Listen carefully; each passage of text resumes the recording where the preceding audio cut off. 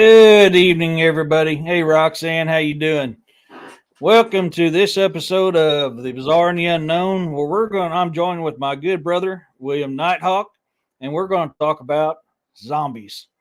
And we're going to talk about not necessarily what you mean. A lot of people, when they think about zombies, this is the oops, you got to scroll up. This is the little critter that they're thinking about. So, is that a possibility? Possibly. Um, but we're going to dive into it, and we're going to get into some old stories, old stuff. Hey, Melissa, how's it going? So, real quick before we dive in, hey, David, for those of you who may not follow William Nighthawk on YouTube at William Nighthawk 6630, my good brother William Nighthawk, if you wouldn't mind, talk a little bit about yourself for a second. Just a second. Okay. Pretty much got born into the paranormal and supernatural. Was raised with a lot of the black arts, being Native American, and been told of all the legends of Native people. So I just continued that kind of life for the longest time, and now recently I just within the last 3 years started a podcast to start exploring and letting people know about some of the things and encounters that I've been through. So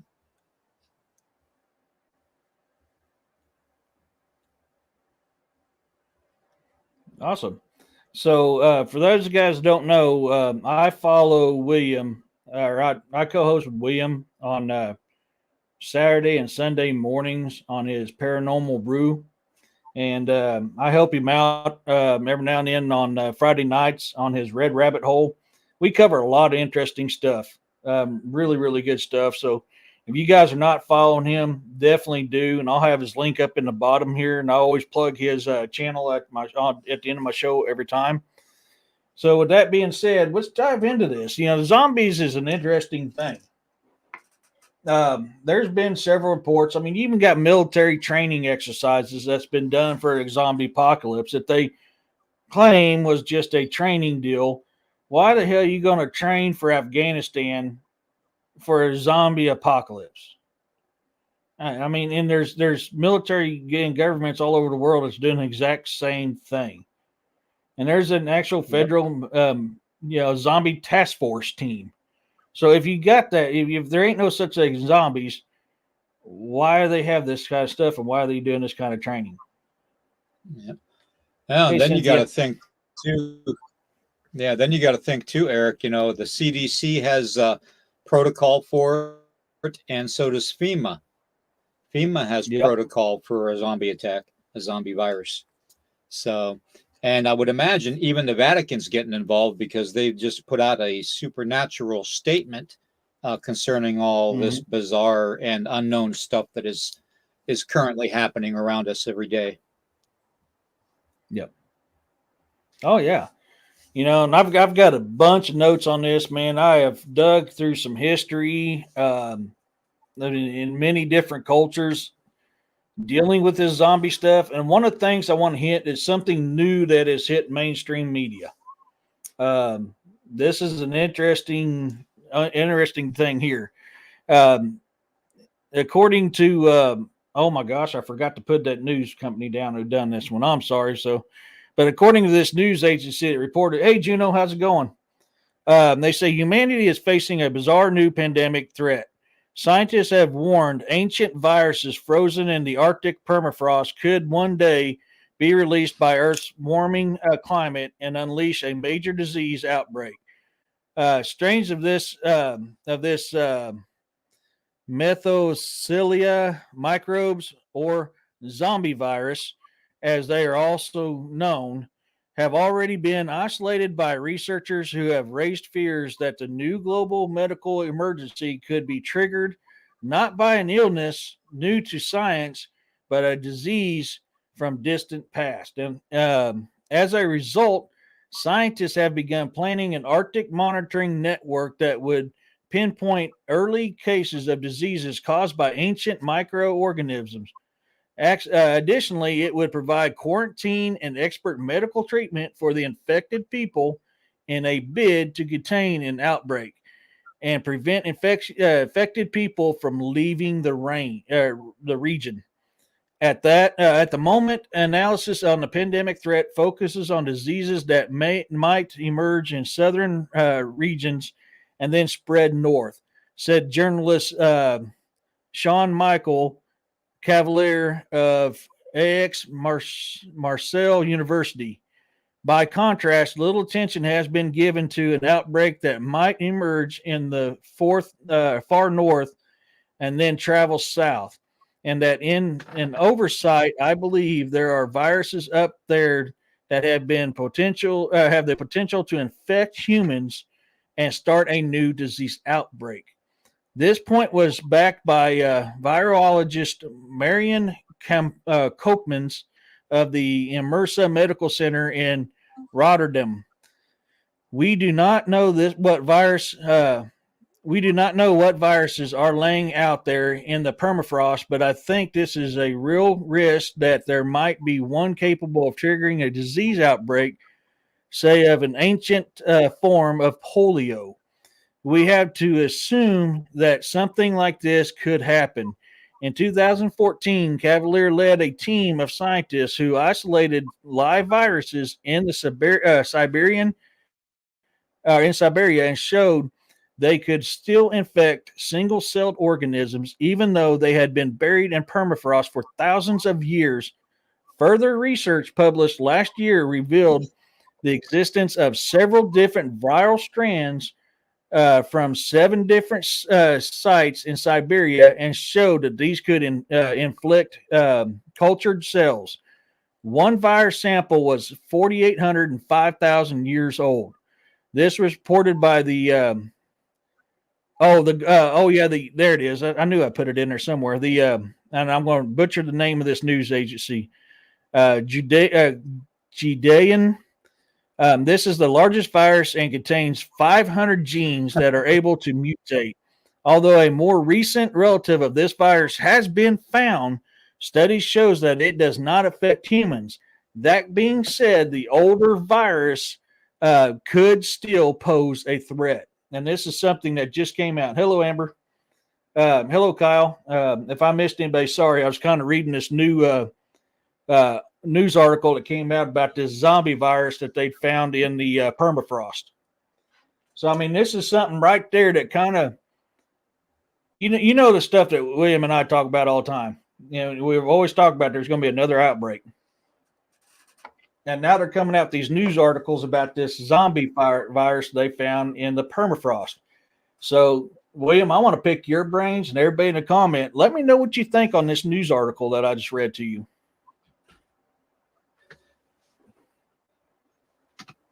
Well, I mean, you have to consider too the times that they are. You know, in order for a country like Russia to claim that they have discovered a zombie infectious virus in the frozen tundra, leads me to the same theory that they found the same exact stuff up above in northern Alaska, in the blue ice.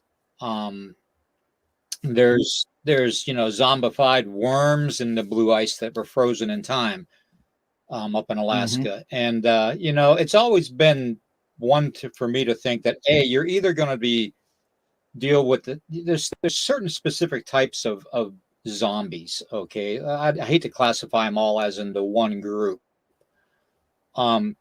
Your Native American type of a zombie is more of like a demonic possession type of a thing, like the Wendigo. Okay, so and then you've got your possible genetics, alterations through your genetics being taken by science and mutated in that way.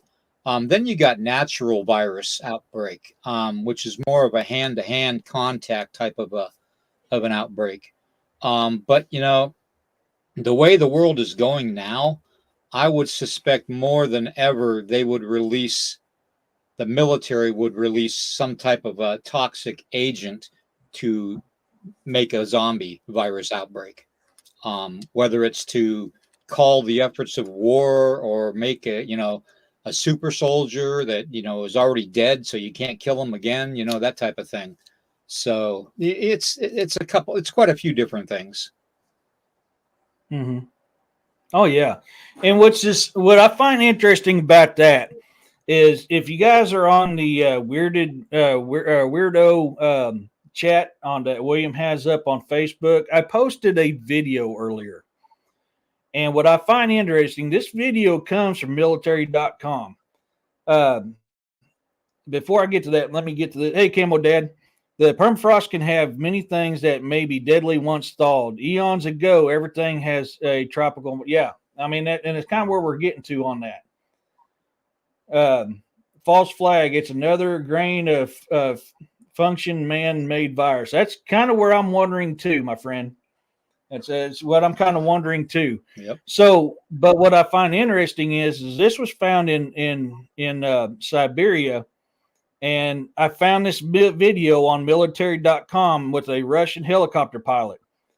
So this is strictly for entertainment purposes, to dissect, to engage with the show tonight. For all those at YouTube that's listening, this was 100% for entertainment and dissecting purposes. And here's that video. Прием, 9-2. Могу его видеть. Стреляют, товарищ командир, стреляют! Двое его преследуют. Подлетают, 70 градусов на юг. Еще один. Их уже 4, которые его преследуют. Их уже 5, товарищ командир, 5. Справа. Третий вышел из здания. Справа. 5, товарищ командир, 5. Стреляют, товарищ командир, стреляют! Его поймали! Их уже 5, товарищ командир, вышел из здания. Стреляют, товарищ командир! I'm going to stop that right there so we don't go over too many seconds, and also because of what happens at the end. If you guys have not seen that, hey, Dennis, how's it going? If you guys have not seen that, go to the Weirded Warrior deal on Williams Messenger and take a look at it, or let me know and I'll send it, because the last part ain't too friendly. Now, is this a Russian virtual training deal? That's possibly. What I find interesting about it is if you follow towards the end of it, the part that I didn't show on here because of certain reasons, you'll understand why I went, holy crap, because you can really feel the emotion in that Russian helicopter pilot's voice and what happens to this gentleman. But I've got the video saved. It's interesting, William, and everybody in chat. What do you guys think of that video? I've got to say that it's very, very telling as far as, some type of a zombie outbreak in Russia. But, at the same time, I can't confirm that is legitimate either, though, because you have all this AI gaming out there going on. I mean, they're faking, AI gaming's faking, scenes from the war in the Middle East, So, with fake bombings and stuff like that, and fake fighter jet fights and stuff. And it looks realistic too. I would have to do a reverse image search on that to see exactly who entered that into the system as far as military.com goes. That's just me, And I can send it to you, brother. I can send that to you. I just, it's weird because you're watching that dude shoot these things and nothing's happening to him. But that's where I said, could this be an AI training deal? Absolutely. This very well could be an AI training deal. I cannot leave that out of the realm of possibility. The emotion the guys has at the end, which I cannot play on here because of what scene happens at the end of this video, is the reason why I cannot play it on YouTube. I may put it on my Rumble. If I put it on my Rumble, I could play the full thing then. All right, Gino, I got you. But at the end of it, and the emotions and what happens is, man, it's interesting.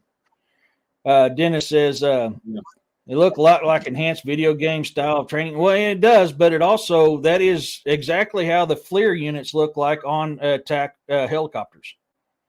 So But once again, could be AI. I'm not here saying this is real. I'm just saying this is interesting.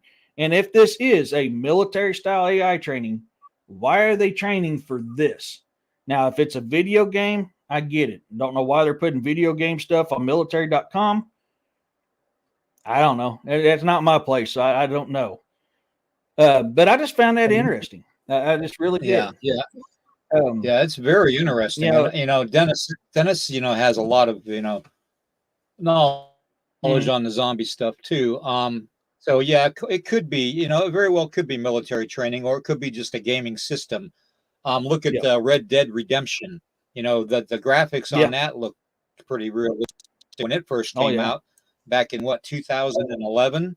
So, it's AI is just taking over all this stuff and making it look very, very realistic. So we just can't confirm or deny it right now. Yeah, no, we can't. And that's the thing about when you're doing research on this stuff, folks, you got to keep in mind. And that's another reason why I have this video up there, is because AI is so good nowadays that it makes it hard when you see something like that to go, is this real or is this fake? Maybe it'll come out one day or not. Exactly. I mean, just like this next set of videos I'm fixing to pictures I'm getting ready to show. Dennis said something. Give me 1 second. We know without a doubt the government has zombie infestation Yeah, and then we was talking about that a little bit ago, Dennis. You're absolutely correct. I was talking about that war game that the officers in the Army supposedly did before going to Afghanistan. Why, if you're going to Afghanistan, which I was a combat aviation instructor, my last assignment in the military was a combat aviation instructor out of Leavenworth, Kansas. We didn't practice zombie stuff. I mean, now I ain't gonna lie, we have done a zombie exercise during regular training once when I was in the Marines. One time we had done that, and that was back in 2000 and I think it was probably 2000 when we did it. But it was that one time. But why are they doing this to get ready for Afghanistan? Why does the federal government have a zombie task force? This is what we was kind of talking about earlier. So, I mean, absolutely, Dennis, you're right. Jessica says ER doctors are going online. Go ahead. Yep. I was just going to say, do you remember the movie Z Nation? I mean, it kind of reminds me of that. So yeah. Oh yeah. Jessica says ER doctors are going online claiming they have. Yeah, I have zombie protocols in the hospital. Yeah, I mean, a lot of stuff is popping up. So I mean, a lot of this stuff is leading to what tonight's show's about, because people think this is all just kind of fiction stuff. I've got accounts in history from our ancestors that I'm getting ready to start reading off of my notes here. The oldest recorded so far that I've found, the oldest recording documentation about zombies is ancient Sumeria. And I'm going to hit several different ones. And I'm going to get into some of the other stuff, and then we're going to start diving into the countries. But I mean, before we do that, I want to get to these couple pictures. Now, these are pictures that this news channel, KVAL, I couldn't find the article with these pictures, so I apologize, guys. I was wanting that article with it. I could not find it, but I pulled this off of KVAL's actual news website. And this is what they're claiming. They have caught a zombie on a home camera. I'm personally leaning more towards this is probably going to be somebody dressed up in a costume. I can't say one way or the other. I ain't the one that took the pictures. And I don't know how zombies are going to act, but I mean, I know how they act when, according to ancient history. Is that still the same way? I don't know. But this is from that news channel, KVAL. And the first one says this thing going through this, putting his clothes on, which is automatically jumped to me saying, this is just a person in costume. And then you see her kind of walking around the room being all weird like. And this last one, though, I found kind of cool. And I'll let you guys see what I'm talking about before I tell you. I'll give you a second to see if you spot what I'm thinking about in this picture that kind of I went, oh, crap. Once again, I'm not saying this is real. This is just from KVAL. And I'll give you guys a second to see if you pinpoint what I pinpoint on this picture.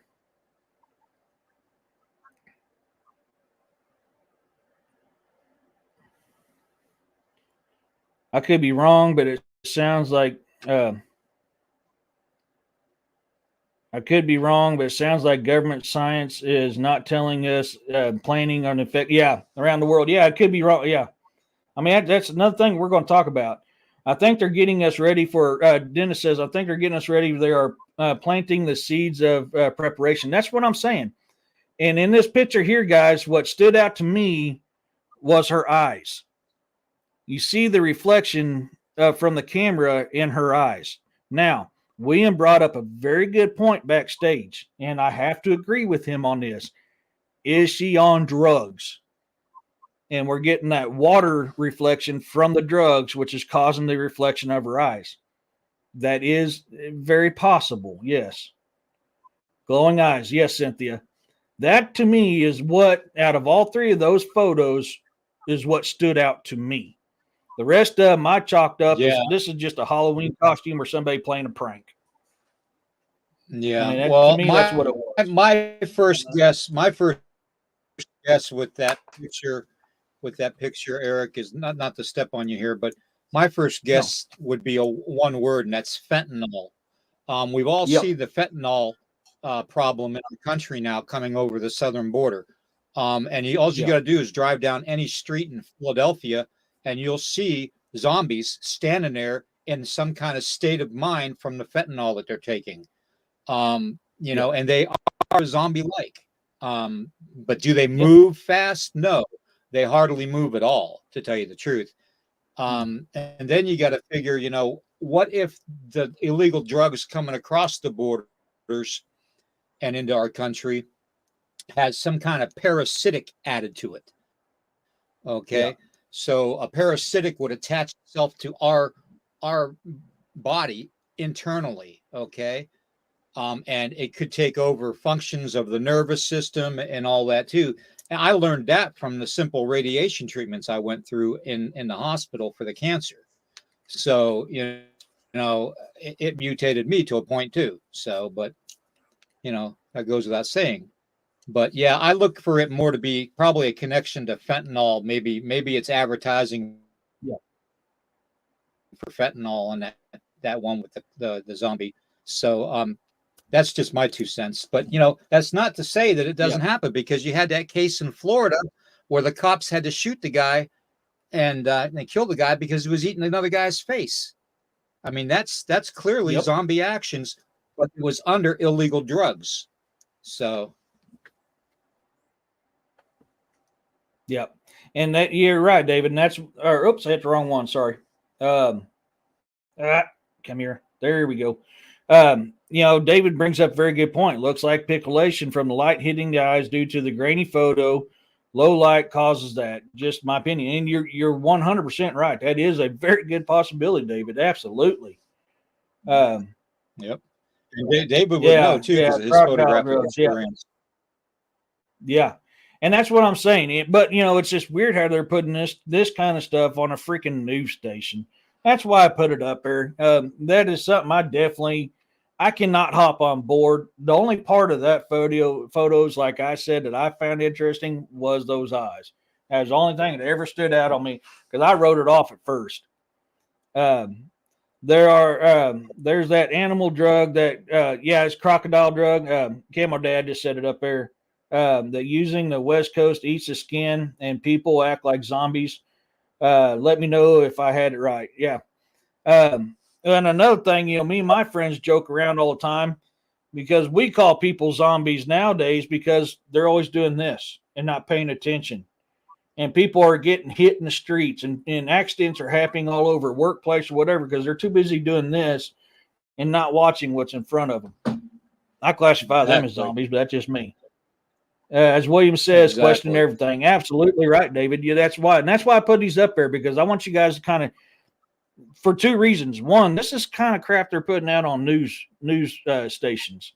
And number two is you really do got to question everything.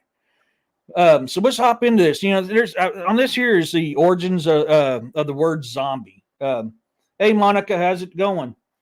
I put this up here because a lot of people think zombie, ZOMBIE, is the actual name, which it is not. And we're going to get into it. The English word zombie was first recorded in 1819 in a history of bizarre, written by the poet Robert Southey, in the form of zombie, ZOMBI. I'll wait till the grid goes down. Those phone zombies will freak out. Yeah, buddy, that ain't no joke. That's exactly what they are. They're phone zombies. Dictionaries trace the word origin to African languages related to the words connected to gods, ghosts, or souls. One of the first books to expose Western culture, the concept of voodoo zombie, was by William B. Seabrook and his book, The Magic Island, written in 1929. The account of the narrator who encountered voodoo cults in Haiti and their resurrected thralls, a new version of zombie, and it was his account on the resurrection of the voodoo thralls, THRALLS, thralls. Sorry, I have a natural habit of rolling my R's. Another one here is a new version of zombie, distinct from the described in Haitian folklore, emerged in pop culture during the later half of the 20th century. This interpretation of zombie, ZOMBIE, I've seen a documentary on voodoo zombies. That's interesting, and that's one of the things we're going to bring up is a lot of this stuff is tied to Haitians, but it's also tied way back to Africa. Right. So, I mean, even Blackbeard was said to have had a couple of zombies working on his ship. Zombies is throughout our history. They really are. This interpretation of zombie as in an undead person that attacks and eats flesh of a living people is drowned largely from George A. Romero's film Night of the Living Dead from 1968, which was partly inspired by Richard I'm going to butcher that name because I can't talk today. I can't really talk anytime. I'm just too hillbilly. Matheson's novel I Am Legend, which is something I was wanting to bring up a little bit ago. Do you guys remember the movie with Will Smith, I Am Legend? Do you remember how the zombies came about? Now, that's an interesting thing about them zombies, in which I think why that movie or this novel really was the novel first, really depicts a true meaning of what a zombie is. And we're going to learn about that when we start diving into these ancient cultures, as they're known through many cultures of not only being zombie, but a type of vampire.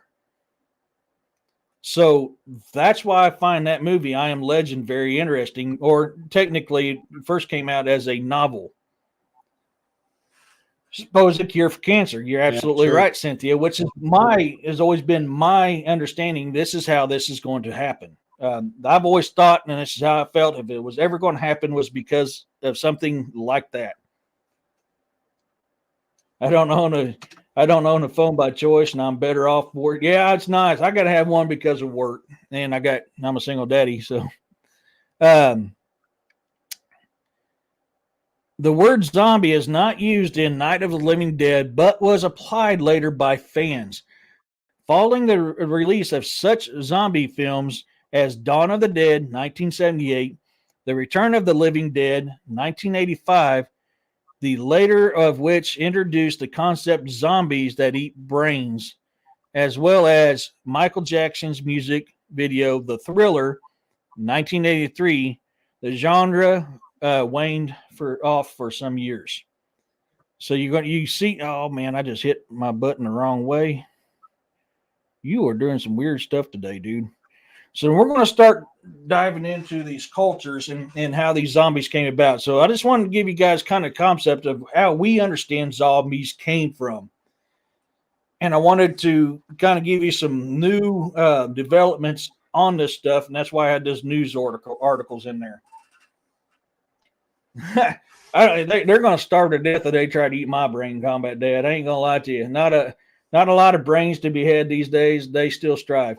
So before we dive into these cultures and their zombies, I want to see what you guys all think about what was the come about and with this new stuff. I mean, to me, I find this stuff kind of interesting. And William and I have said this countless times. If you want to know what the next thing is going to happen, watch what Hollywood puts out. That's yeah. We've said that several times. True. Very true.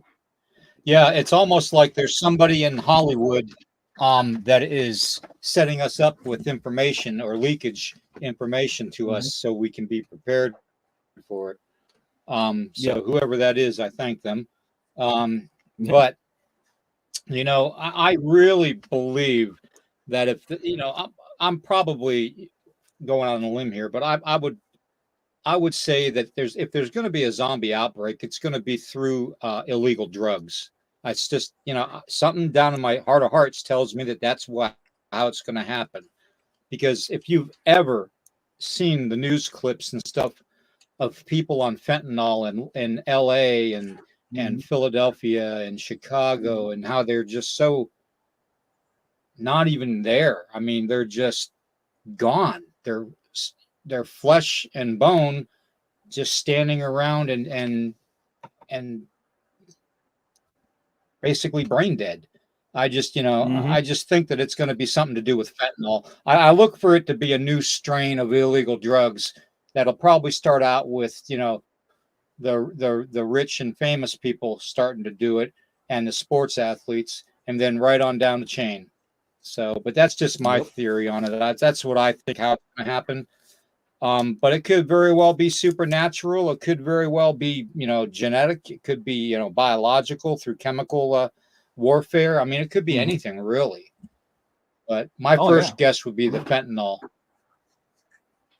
That's well in that realm of possibility because we've already seen the effects of what it does on people. So, I mean, I agree 100%. That is a very good variable to throw in there, the possibility of it happening. I can't dispute that one bit. Hey, Freaky, how's it going? So one of the first kind of cultures I'm going to talk about is the one that we have associated with zombie. And thinking this is where they actually came from.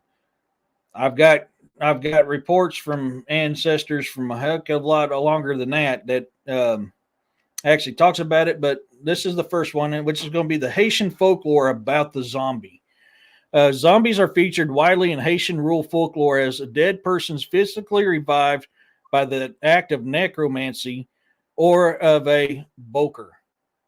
And for those you don't know, a boker is like it's a mediator in the spirit world. Huh? Yeah, I was trying to think of a good term for it. Yeah, they're like a mediary for the spirit world. That's pretty much what. Yeah, I was thinking there's something else, but yeah, I mean that's pretty much what a boker is. A sorcerer or a witch is another one that can do it. The boker is opposed by by Hongan, which is a priest, and the Mambo, which is a priestess, or the formal voodoo religion. African scholars who seriously discuss such topics as zombie say the word comes from the Congo word for soul, Nzambi. When slaves were brought to Haiti and the voodoo religion grew amidst all African traditions and the harsh conditions of slavery, the idea of Zonbi, which is Zonbi, was born. Yeah, yes, I mean, just look at what behavioral and function. Yeah, just look at the puffer belly fish. Just look at what's the people that use the poison from the puffer belly fish. Yep. Most of the zombie outbreaks are people that disappear from them in the voodoo culture. Is from the blowfish. Oh yeah, I mean that voodoo stuff ain't nothing to jack around with, man. It's man. You get on the bad side of a voodoo person, that can end badly for you. It is estimated that 80 to 90% of Haitians serve the spirits or practice voodoo. In voodoo, all people die in two ways: naturally, which is sickness or by the gods, and unnaturally, such as murder. Those who die unnaturally linger at their grave, unable to rejoin the ancestors until the gods approve. Souls are vulnerable during this or at this time. There well may be they can be snatched up by the powerful sorcerer or buku and locked in a bottle which the buku uses to control their undead but unliving body. Other times he lets their body rest but uses just the soul. So you're kind of seeing here where the dark magic aspect comes into this. And it's not just Haitian, but this is the one we're looking at on the Haitian side right now. You can see where this dark magic plays into this zombie stuff. Then it says drugs can help precipitate a spiritual change in a person. Yeah, they can. It's all that chemotherapy is what I call it all the time, Dennis, because that's you're using a chemical to alter a state of your being or your body, which is the actual definition of chemotherapy. It's not just cancer; it's anything with that. So, I mean, adding a drug like that in there, or even natural means and herbs can bring upon this type of deal. So, yeah, you're right, bud.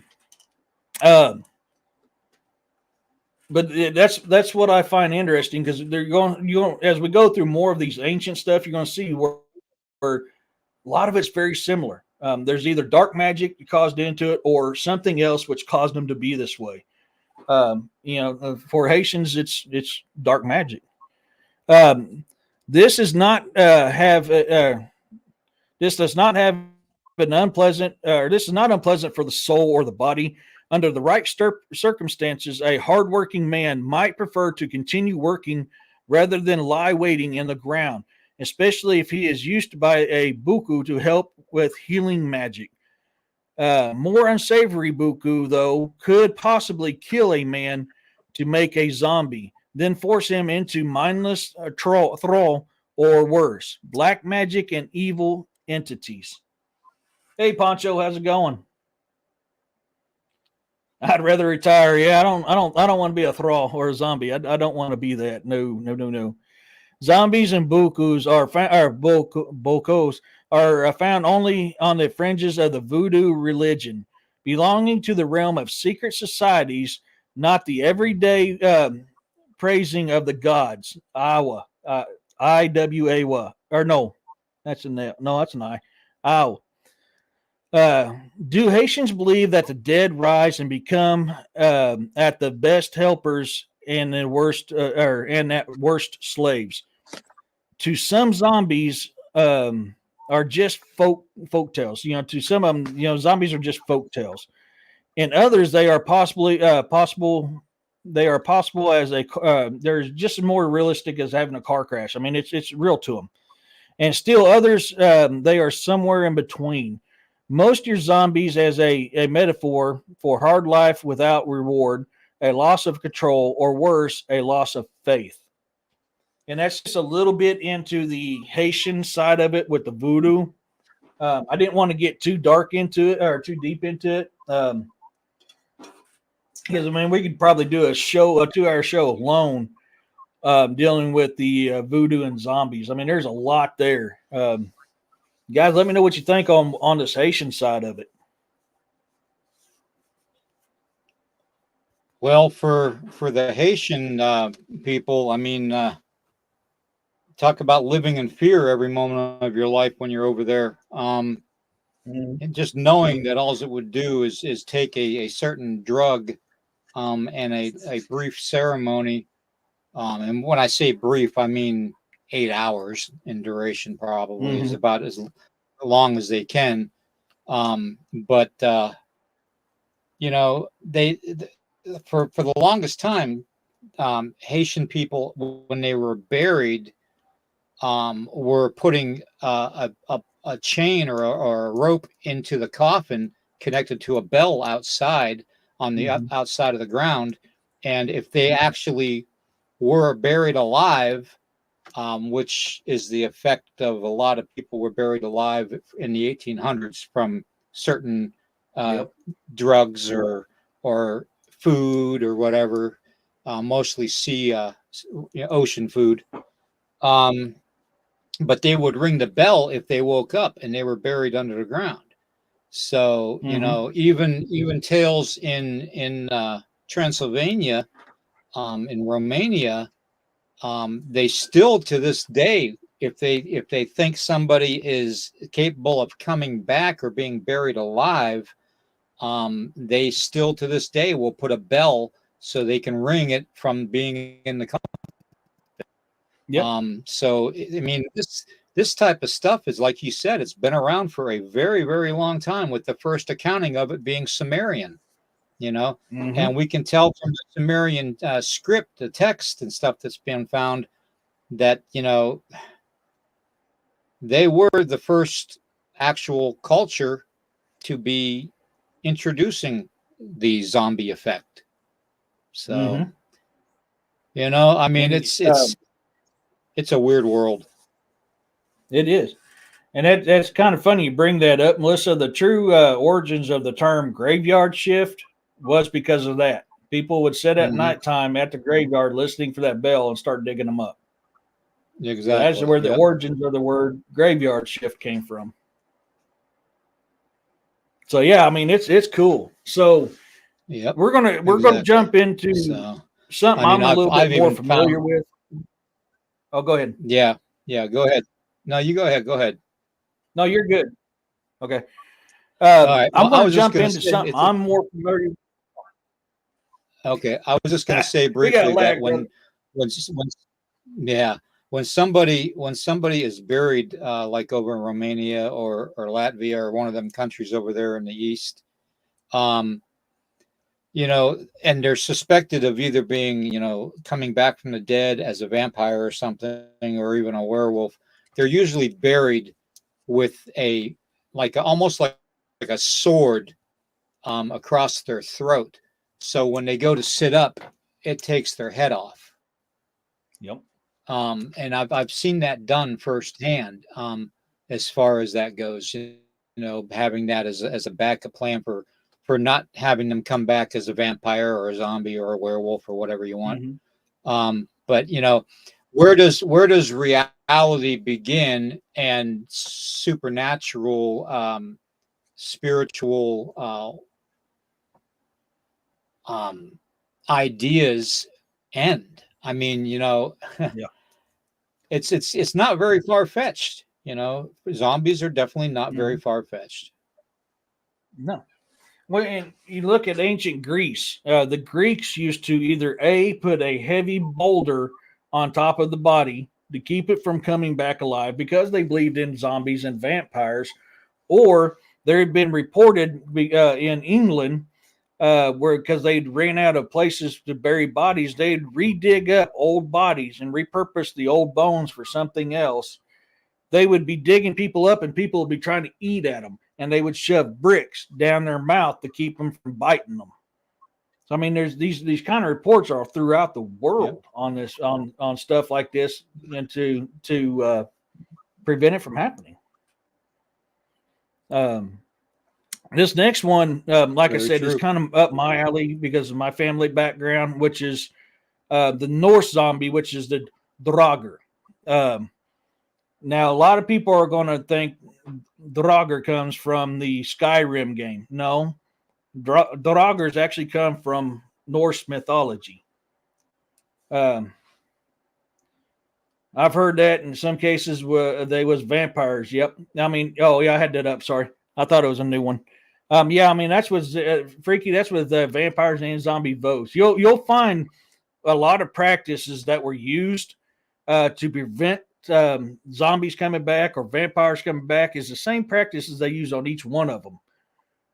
In Transylvania, they still put stakes through people's hearts to keep them from coming back as a vampire. So, I mean, there's a lot of practices, even to this day, it's still being done in some of these cultures that's not done here in the United States no more. We think it's barbaric. For them, that is their way of life because this is something that has affected them deeply. We just got away from it. Yeah. And then you have to look no further than the reports of ghouls. Mm-hmm. Oops, I accidentally added something in here that's not supposed to be for this one. Take that off because otherwise that'll throw me off. So Draugrs, they're known to be in like mounds or graves. They've known to protect their riches. A lot of times, when you have a Norse burial, you're buried with your riches. They believe you take those riches to you with the afterlife, either Valhalla or Thrufen, wherever it is. This is where they take their riches. And Draugrs are known to be very protective of their riches. There's been accounts throughout history, which I'll read one here in a minute, where a guy had to fight and kill a Draugr to get his riches. That's how he made money. He didn't make money by going raiding or farming or fishing or building something. He robbed graves. He was a grave robber. And this is one of the oldest reports in the Norse reign of encountering Draugrs. Now, it's either Draugr, Draugr, or Dragi. There's a couple different pronunciations with this. I'm just Draugr for me.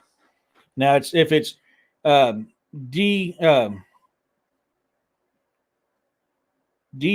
no, D-A-R, I forgot how to spell off the top of my head. If it's just G-R at the end of it, it's one. If it's G-A-R, that means more than one. So there's ways of spelling it, which means either one or more. That's a waste of good meat. Freaky. So the word Draugr may relate to the Swedish word drog, which according to and I can't pronounce this name, Savest Deli Lexicon means a pale, influential, and slow-minded person that drags himself along. Now, the actual name Draugr means again walks. That is what Draugr means. So that's where the zombie thing comes again. The living undead. Draugr again walks. Or again Walker. Never mind, Walker. In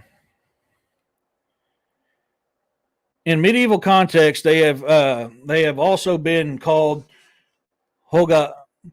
Hogabui, burrow dwellers, or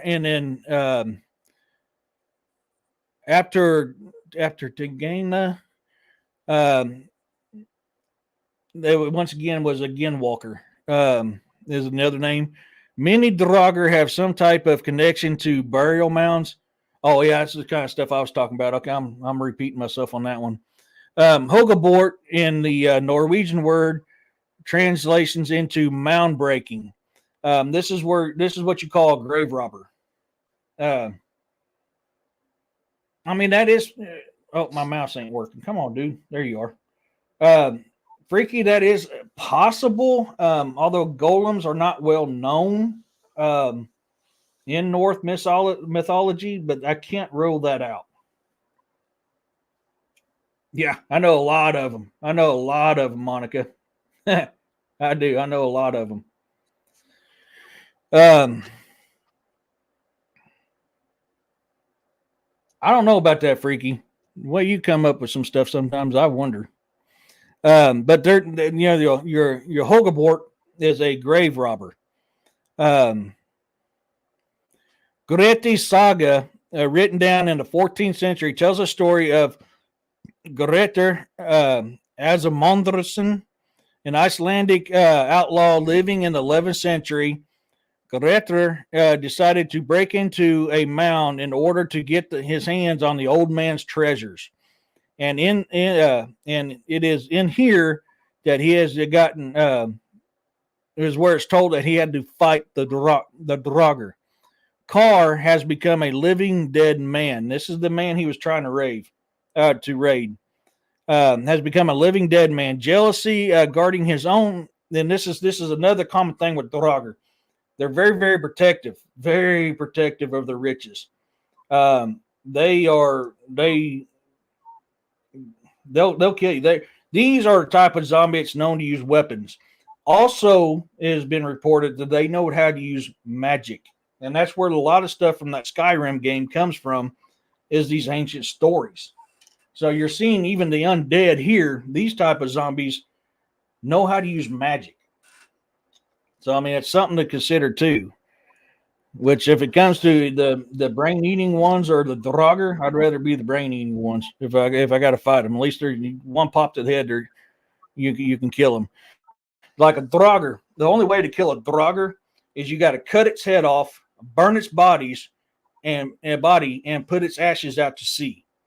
And the emphasis is to make sure that this thing is dead, because you can cut this thing, you can slash this thing, you can stab this thing, and he's still going to come at you. They're also known to be able to increase their size and strength. They are also known to be able to go through rock. They can manifest through rock and come at you. So there's not really a safe place to hide from these things. These things can come at you from anywhere. And in my first book, Saga Grimson, book 1, how Grimson becomes Grimson, is he fights these Draugrs. And I put all this in there, and that's why I put it in there. I like to try to keep things as accurate as possible. But they can do that. They can go through solid rock. You can cut the arm off. They're still going to come at you. You can shove a spear right through his chest, and he's still going to come at you. You know, they can, like I said, increase size, increase strength. These things are very, very hard to kill. The Drauggr's very hard to kill. So, I mean, that's just kind of the stuff in the north side that we're going to talk about. Yeah. It's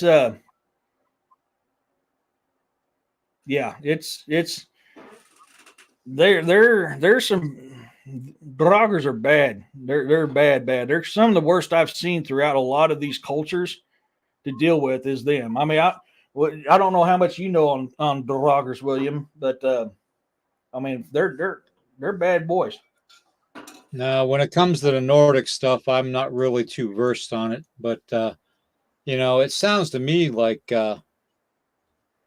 they are based off of a supernatural type of an entity, like a being, not more like a cryptid or something along that lines, if you know what I mean. Yep. They basically sound like the native legend of the Wendigo. So. Mm-hmm. Yeah, in which the two ways to become a Draugr, the two main ways to become a Draugr is one, either somebody raids your burial and you come back to defend your riches. The other one, if somebody was unpopular or just pure evil or was not liked, they have also been known to come back as a Draugr. They can enter your dreams and mess with you in your dreams.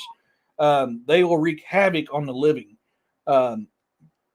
These Draugrs they're not like most of the zombie types that you think of. These guys are pure evil. I mean, they're bad. And I agree with you. Supernatural side plays a lot of it, which if you kind of look at it, supernatural side plays in a lot of the zombie stuff too. But in Draugrs, they're yeah, especially Draugrs, yeah. And one thing I didn't know, and I found this when I'm researching, this kind of blew my mind because I didn't know the Chinese actually have zombies. So this one's kind of new to me. I thought I knew a lot about them. Yeah, it's called their military. Yeah. They're known as this is where one of the first cases you're going to hear that they zombies and vampire are the same thing. This is one of the first cases I found in ancient history where a zombie and a vampire are the same thing. And which, I mean, in honesty, I guess a Draugr is too, in a lot of ways. But they're known as the Jiangxi, and also known as the Chinese hopping vampire. It is a type of reanimated corpse in Chinese legends and folklore. It is typically depicted as a stiff corpse dressed in official garments from the Qing dynasty. I know I'm saying that, Qing, Qing. I know I'm saying that one wrong. I'm not Chinese, so I'm going to mess that up. And it moves around by hopping with its arms outstretched. It kills living creatures to absorb their chi, or chi is life force. In the Chinese, when you hear chi, you're thinking of life force. So when you hear that, that's what it means. Usually at night, while during the day it rests in its coffin or hides in a dark place such as caves.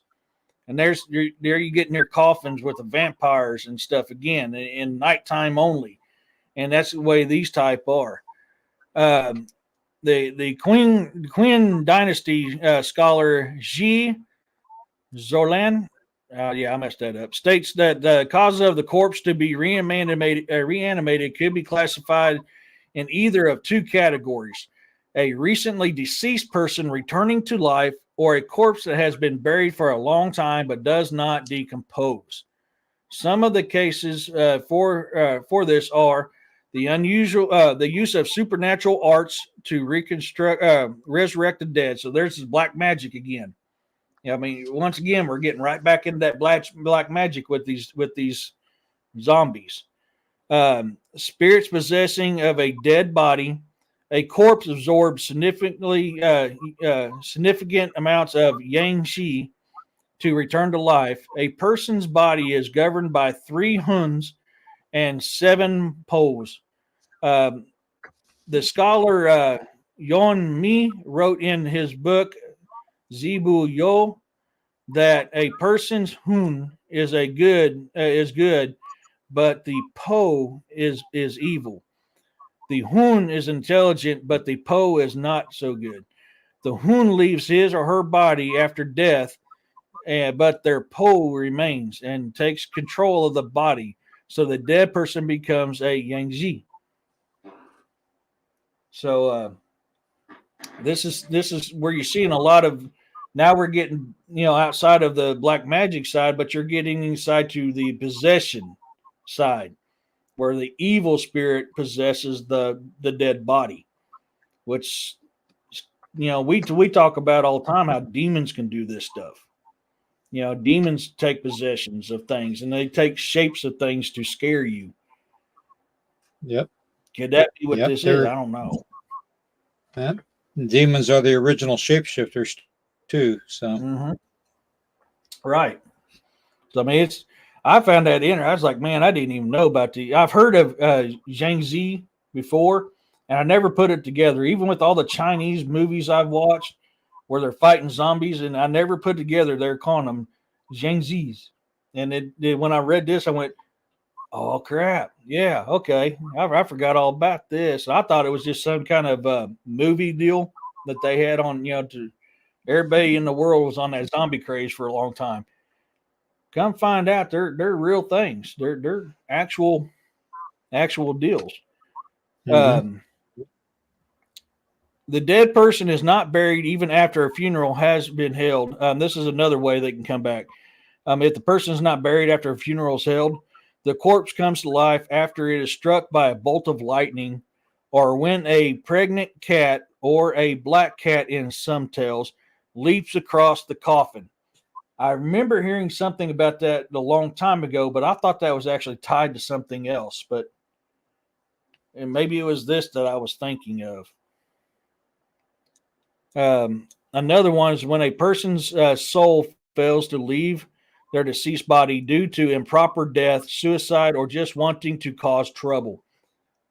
There's back to that Draugr, wanting to cause trouble. He wasn't very well liked. He'd come back and wreak havoc on people. You're seeing a very similar thing here in the Chinese legend.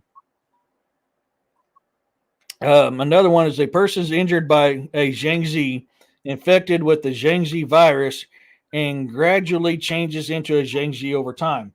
There's where you get your modern zombie stuff right there. If a Zhangzi bites you, you become a Zhangzi. Just like the zombies in your movies. If they bite you, you turn into a zombie. So that kind of stuff I thought was really interesting when it comes to that. Yeah. And some of this stuff, I mean, these Chinese have got a laundry list. Oops, where'd it go? A laundry list of things. I mean, If you guys want to know the different ways of killing a Zhangzi, I can send it to you, but there's dang near 20 different ways that you kill a Zhangzi through the Chinese culture. It's just weird. The last one we're going to talk about, and then we can dive into other stuff, is the Sumerian zombie. Now, these things here, this is your oldest recorded zombie encounters or even reports or talking in history, is the ancient Sumerians. Let me make sure. I think that was my last. No, I've got one more after that. I apologize. I got one more after that. In some situations, a zombie is used to cause harm or create profit for its creator. In other situations, the undead became completely whole and eventually joined their maker in heaven.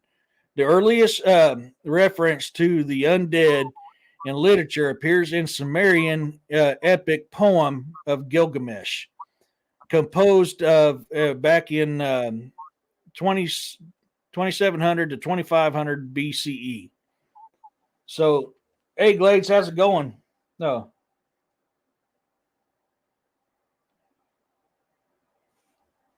Oh, yeah. Yeah, actually, I forgot about that one, Glades. Yeah. Well, look at all your shows. Look at all your movies. They say the same thing, man. If you get bit by this, you'll change. Or if you just dry, the virus is in you and you change. It's I'm starting to see a lot of ties of this ancient cultures that's tied into what our modern day zombie is.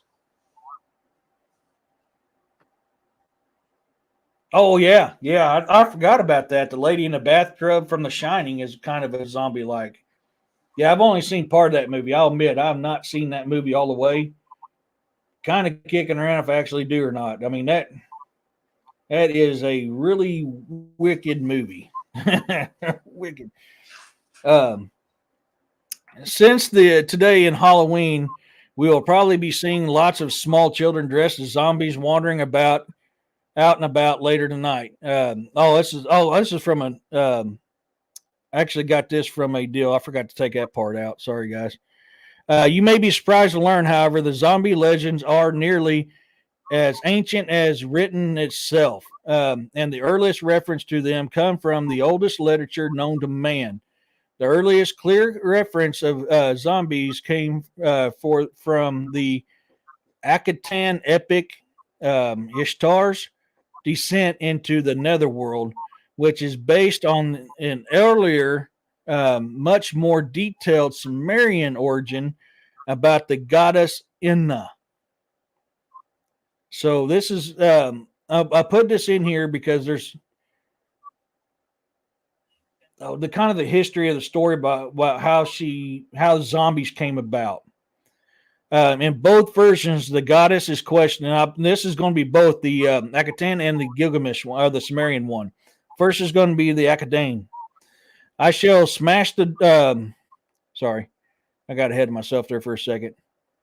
In both versions, the goddess in question descends to the underworld and pounds on the gates, demanding to be let in. A gatekeeper comes to answer the knocking. The Akkadian version never states the gatekeeper's name, but the Sumerian version calls him Niti. The Akkadian version, Ishtar threatens, if you do not open these gates for me to come in, I shall smash the door and shatter the bolts. I shall smash the doorpost and overturn the doors. I shall raise the dead, and they shall eat the living, and the dead shall outnumber the living. And that's one of the oldest one. Then it goes into the Sumerian side of it, and this goes back to the Epic of Gilgamesh. Ishtar makes a similar but not as descriptive threat to her father Anu. If you don't give me the bull of heaven, I shall strike. I shall set my face towards the infernal regions. I shall raise the dead, and they shall eat the living. I shall make the dead outnumber the living. So I thought that was like, wow. And I remember everything I've ever heard of zombies, the zombies have always outnumbered the living. And you see the thing with that too. The thing with that too, Eric, is the fact that it says that he will make them. Okay, so that is genetics being manipulated, is what that is. Yep. Yeah. I mean, she's either doing genetic manipulation or she's, it goes right back to that supernatural thing too. Does she have the power to actually bring, look at Haitians, how they do it. They use they capture the soul and reanimate it in the body to bring them back as a zombie, as a slave. Is it the same concept? And of course, you got to think, the Haitian side comes, the voodoo comes from Africa. And this is all in that area. So you're seeing how that kind of ties to ancient Sumerian. It's, could that be what we're dealing with? Could that be the end of days? That very well could be. It's when you get to reading some of this stuff, and this is only folks, I've only done just like a small. I just picked out a small bit of stuff. Just something we may be more familiar about. There is actually a laundry list more of stuff that talks about these zombies throughout history. The last one we're going to end on is going to be the English ones here in a minute. But I want to get your guys' opinion and spin on what we went over tonight. To me, this stuff is wow.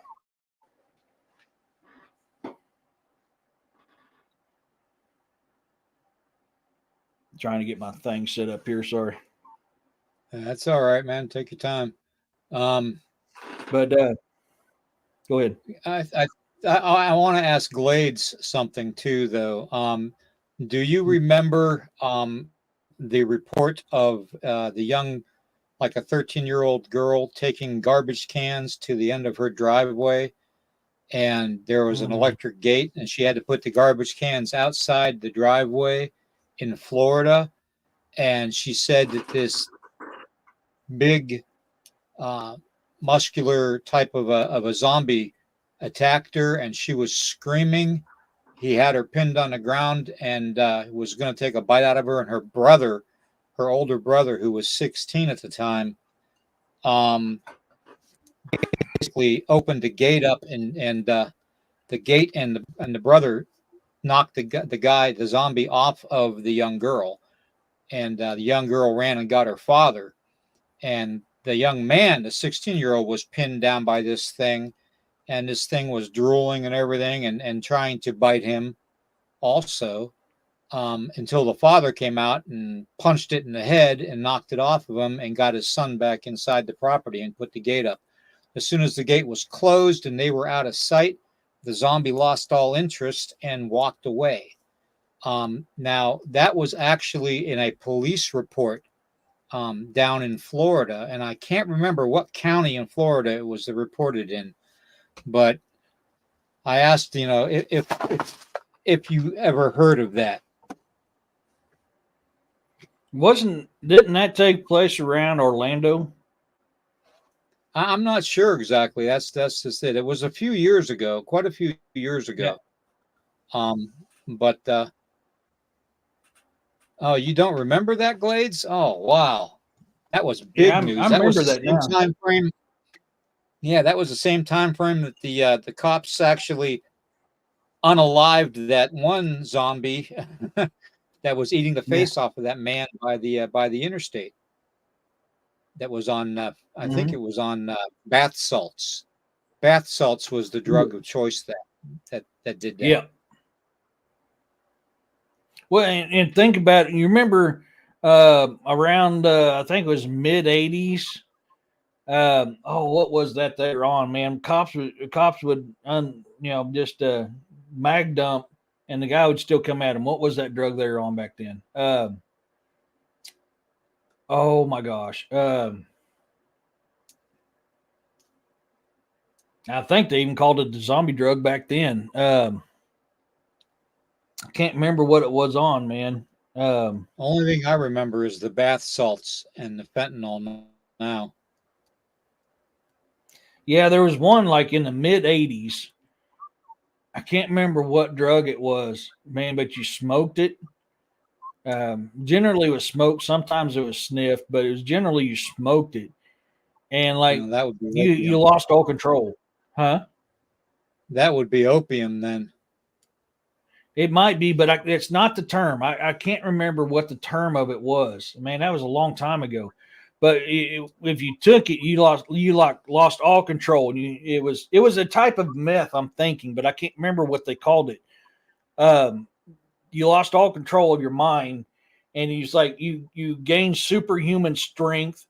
And I mean, these cops in New York were talking about how they were mag dumping in this dude, and he was still coming at them. Yeah, I mean, they shot him in the head. They hit a lot of places, and he was still coming at them. I remember, hey Griff, I remember the report. Huh?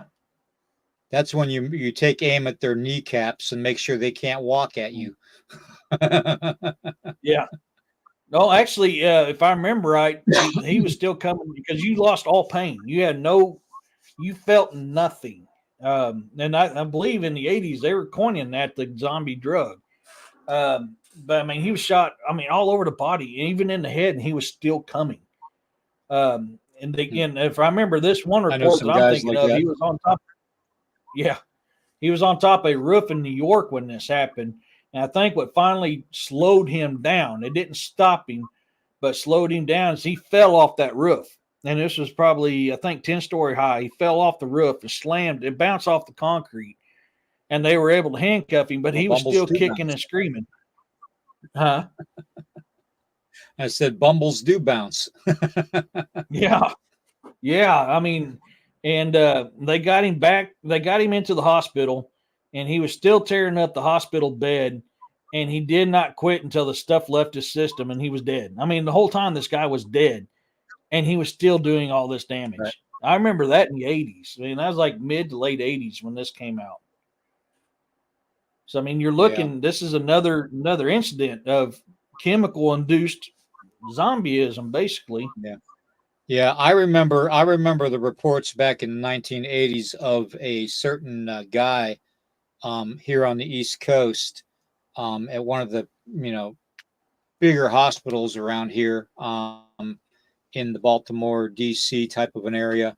I'm not sure which one, but I remember it was reported that he was brought in as a DOA, and he came back to life in the morgue, and he ripped his way out of the body bag. He came back to life out of the morgue, and they have accounts of this, police reports and stuff of this incident.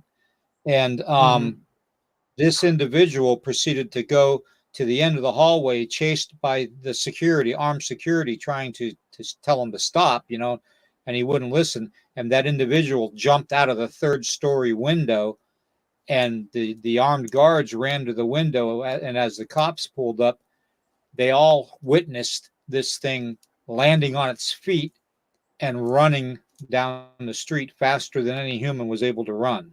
Now, is that a zombie or is that a vampire? I don't know. But the fact of the matter is, he was DOA on arrival, and, he wasn't. So, yeah. Well, and, look at the Chinese version. I mean, they'll tell you that a zombie it's another form of a vampire. You listen to stories about the Roger, they're the same way, so the possibility, we when we think of zombie, we think of Walking Dead, slow moving, and all that shit. If you read a lot of reports in ancient history, they weren't slow moving. The only one that was the Japanese hopping vampire, which is known as play that video again. Yeah, play that video again and show them how fast that they move in that video. Yeah, here we go, guys. Прием, 9-2. Могу его видеть. Стреляют, товарищ командир, стреляют! Двое его преследуют. Подлетают, 70 градусов на юг. Еще один. Их уже 4, которые его преследуют. Их уже 5, товарищ командир, 5. Справа. Третий вышел из здания. 5, товарищ командир, 5. Стреляют, товарищ командир, стреляют! Yeah, I mean, And that's a very common report. Like I said, I can't play the full video, especially towards the end, because I'm on YouTube. I'm going to be sending this video. I actually sent it to you on Messenger, William. So you're going to have that on Messenger. Okay. But I played it in your Weirdo Warriors Messenger site too. So I mean, if y'all are part of that, you can see the full video there, and you'll see why I can't play it to the end. And you're going to hear the emotions at the end. But I mean, those are fast moving, and it's. Oh no! Sorry, Roxanne. Well, hope things good. Glade said something here. Remember in Georgia, I was born here, but my dad's side of the family is in Florida, Orlando, in the big Cypress Res. Cypress Res, yeah. I remember now. Glade. Sorry, but I thought you might have, remembered that. But I wish I knew what county all those reports were in Florida, because I believe they were all from the same county because it was reported on the local news. Damn, just can't think of the name of the county. There's so many reports. See, I remember that same thing, William. I remember the same thing, and I could have swore that was around Orlando. I could be wrong though. I may be thinking about something totally different. There was also the report of the guy that was a Christian, and it was going to a Bible study, and all of a sudden they found him wandering aimlessly in the middle of a freeway in Florida, and he was acting like he was a zombie. That's no history of drug interactions at all. Not on any kind of prescription medication. Wasn't a big drinker. He was just your normal young Christian African American young man that basically ended up being a zombie. So, and I'm not sure how that ended for him, but hopefully they got him to a place where they could examine him a little easier and figure out what went wrong. Now, I think that was a case of a biological poisoning. That's what I think that was. Not unlike the ricin that was used in the 70s and the 80s to kill people. It could be a laboratory mixture of ricin and something else, maybe bath salts. You never know, mixed together to affect people in that manner. So it's hard to say. I mean, there's so many reports of these zombie type of effects going on around the world because of illegal drugs and because of curses and voodoo and stuff like that, that it's just, it's almost overwhelming. It really is. Oh yeah. I mean, in these reports, I mean, like we talked here, it goes back to like ancient times, like first writing ancient times is talking about these things, and they're all seem to be the very similar concept of how they come about. It's either A, through necromancy, or B, something, or grave robbery, or no, it's all basically that's it. I mean, or a goddess bringing you back. It's all that way. So, but I even remember reports of people on planes getting eaten by people, and they were calling it. And this was like, I think this is 90 sometime, somewhere around there. This might have been California. I can't remember, man. It was a long time ago, where a guy was just sitting on the plane. All of a sudden, he just started going up and acting savage and eating people, or biting people's faces and necks and arms. Yeah, that reminds me of that incident on the Greyhound bus with that young man that was sitting in the back of the bus, and how somebody sitting back in the back of the bus in the last seat got up and started biting him on the face and stuff, and the bus driver pulled over and got everybody else off the bus. And by the time the cops got there, the kid was having his face eaten off, was dead, basically. Yeah. So, Yeah, and it happened somewhere in the Midwest with that bus incident, the Greyhound incident. So I can't remember which one. I remember to say DA Minnesota. talked about the. Yeah. Yeah. I remember DA talking about that, and he said, could this be a possibility of a window psychosis or a window ghost possession because of where Right. this happened at? Right, I exactly. was like, wow. Yeah, I believe it did happen in Minnesota. I could be wrong, but Mhm. I believe it I did believe you're happen in right. Minnesota. Yeah, I believe you're right. I'm pretty sure, if I remember correctly, you're right. Yeah. Why is my map? There it is. Daggone it. So I mean, this is It's okay, this ain't Glades. no.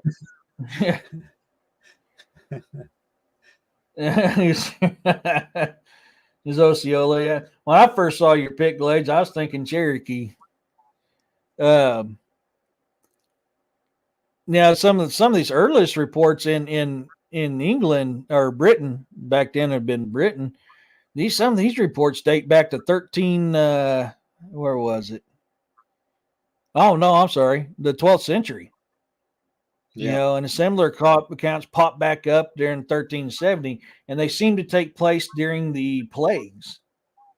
So, I mean, that raises the question: is this the plague that they're mistaking as a zombie, or are they covering something up and there was a zombie attack that they said was a plague? Because if you listen to Right. some of the stories Yeah. I've gotten here, I mean, it can go either way on that. Yeah. So, I mean, I'm trying to remember here. So, like a monk wrote, this was written by a monk. It's not easy to believe that the corpse of the dead should sally. I know not but what agency from the corpse the dead should sally their from their graves and their and should wander about to terror and or destruction of the living and again return to the tomb which of its own accord spontaneously open to receive them. Did not frequent examples occurring in their own times suffer to establish this fact, to the truth of which there is abundant testimony? Were I to write down all the instances of this kind of which I have acquired to have been befallen in our times, the undertake would be beyond measure laborious and troublesome. So I mean, you got a monk talking about this in the 12th century. Yep. Sorry, I had to pick something up. No worries. Melissa said the Florida face eating incident was in 2012. Bath salts was thought to be the cause. The victim was a homeless man. It happened in Miami. She Googled it. Okay. See, thank you, Melissa. Thank you very Yeah. much, sis. I appreciate that. Hey, Blue, how's it going? Oh, So, I mean, she Googled it.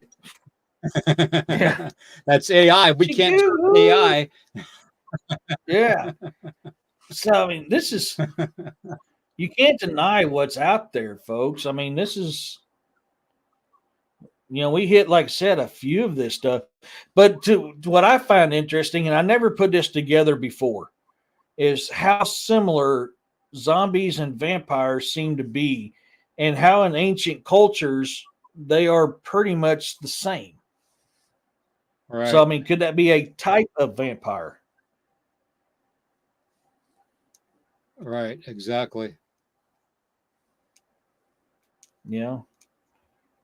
That's something. I mean, what do you guys think on that in chat? Do you guys think these zombies could be a type of vampire? Because, I mean, even one of the European names for a zombie is vampire, Vampyre.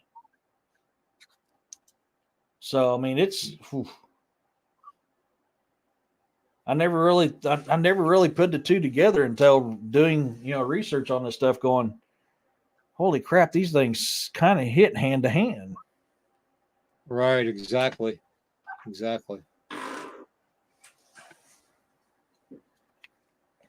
Well, I hate to do this to you. I hate to do this to you, everybody, but I'm getting a little short-winded here. No problem, bro. So I'm gonna have to get off here pretty soon.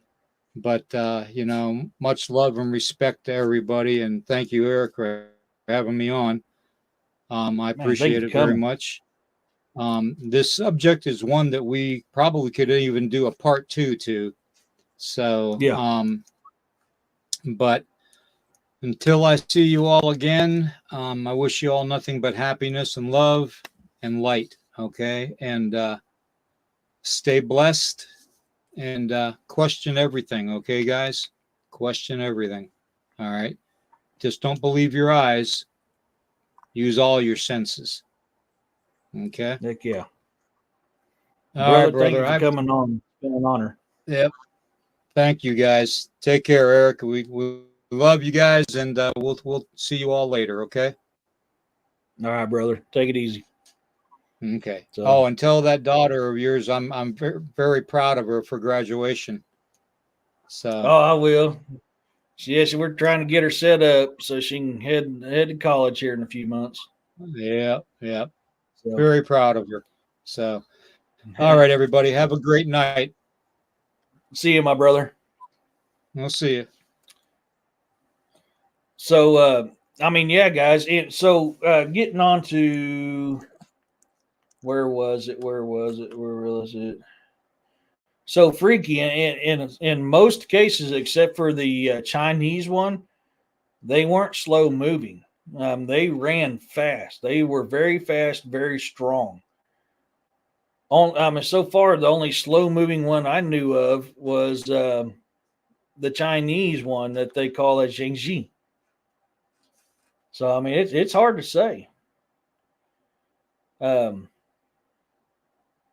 Man, it's really, yeah, William's right. We can do a part 2 to this easily because there's so much in here, like on the English side of it, during the mid to later years of the 12th century, respected chroniclers working on the cathedrals and the monasteries across England began writing in all seriousness about corpses rising from their graves to wander through the streets of towns, spreading pestilence and death in their wake. Similar accounts popped up in late 1370 AD in the continental Europe. So that's where we're getting into there on some of that. So, it's, and like I said, a lot of this tied up to around the time of the plagues.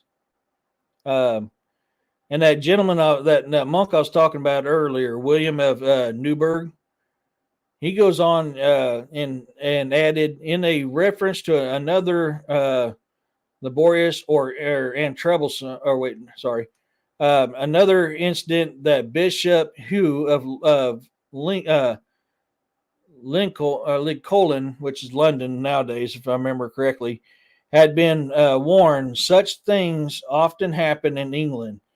In other words, William of Newburgh was of the opinion these reports of the undead were not just reliable and accurate, but also widespread. A plague of zombies, in fact, is what he called it. Who or what these undead creatures? Who or what were these undead creatures? The term used almost universally by the English chroniclers of that era was revenant. You guys remember that movie, The Revenant?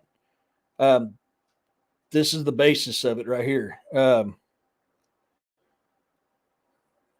what is a revenant? Setting the term into some context, the people living in the Middle Ages, the supernatural threats they believed they faced included, firstly, demons, imps, and devils. All agents of Christian church arch enemy Satan. Secondly, there were ghosts as in the restless spirits of the dead. These were very much comparable to the popular media image of today's ghost. Semi-transparent phantoms of what the person looked like in life or at the point of death.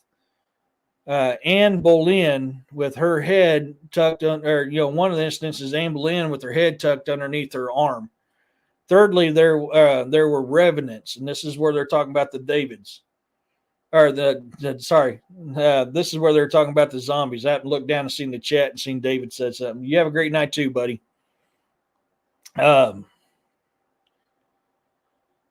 These are not merely manifestations of dead persons. They were deceased, rotting, walking corpses. And this is what they're writing back in the Middle Ages of what they're seeing going through the streets in Europe. In the Norse countries of Europe, they were known as the Draugr, which we talked about that earlier. While in the Slavic countries of Eastern Europe and the Balkans, they were called the Vampyr. The use of the word vampire is intriguing for although at first a glance revenants might seem to be the same as modern day zombies, accounts of their activities, not just attacking the living and biting them, but also feasting on their blood, takes them into the realm of the vampire of the modern fiction. These vampire links is further reinforced by the word William Nyberg uses to describe them in one of his accounts, the Sangugashuga, which translates as leech or bloodsucker. So, I mean, we're seeing here that, again, some ties to them with the vampirism. So that makes you wonder, are they a type of it? I don't know, man. I've always grew up thinking, hey, Ray, how's it going, buddy? I always grew up thinking they were something different, Then again, I grew up with Hollywood's version of a lot of that stuff. So I don't know, man. We're looking at accounts from way back where there's something different than we grew up with knowing what they are.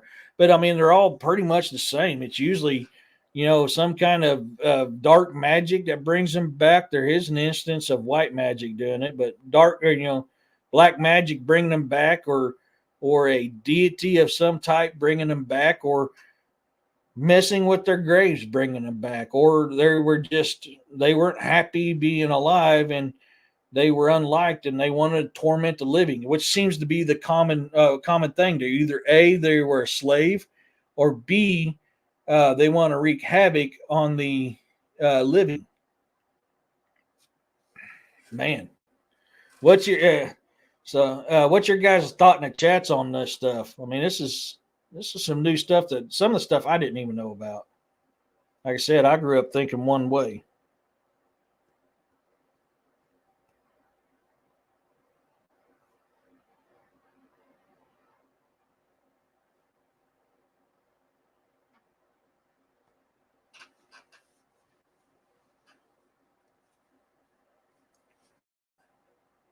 Yeah, Freaky, it does to me too, man. It's blowing my mind on some of the stuff that I read that I thought I knew quite a bit about them, but once again, I came from a north side and Hollywood side. I mean, I'm finding out, man, there's a lot more to this. It is, Cynthia. It really is. And, so some of the things so one of the theories is what's going to bring this zombieism to life is, let me get to it. Something similar to this, where a fungus is going to infect you and it's going to cause you to come back as a zombie. The problem with the fungus side of it, we're built too tough for it being a fungus. Me personally, if it was going to happen and we was going to have some type of zombie apocalypse, I'm not leaning towards it being a fungus. To me, it's either going to be some type of supernatural deal, dark magic deal, more so nowadays, probably something chemical based.